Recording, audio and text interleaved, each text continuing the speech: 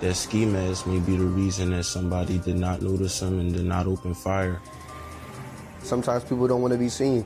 Sometimes you put a mask on to make you feel comfortable. You in your own little world.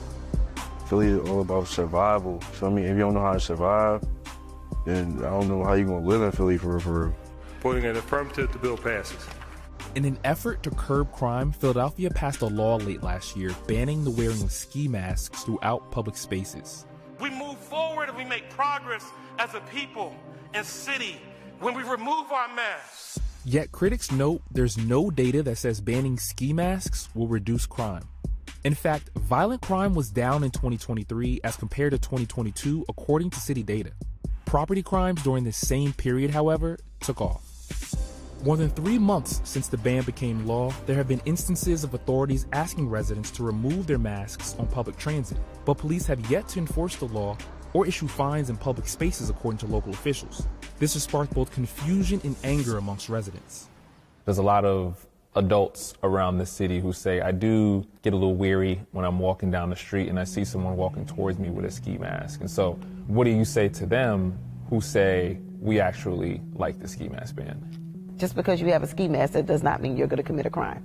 And I think us putting a correlation between the two is definitely problematic.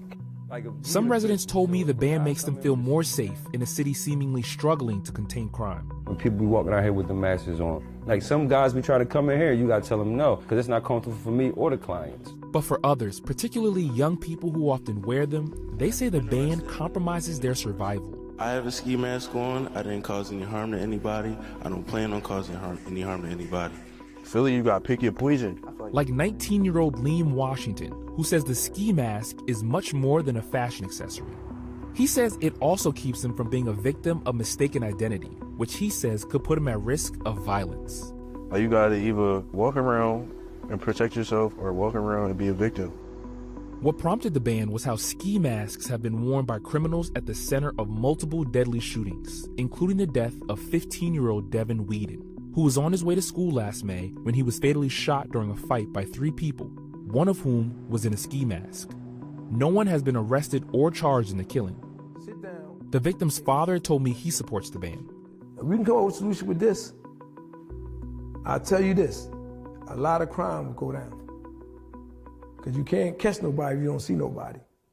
But many teens say not everyone who wears them is a criminal. So we're creating a situation where a subset of folks feel safer and another subset of folks are pushed into unsafe situations in fear. But whose safety is more important?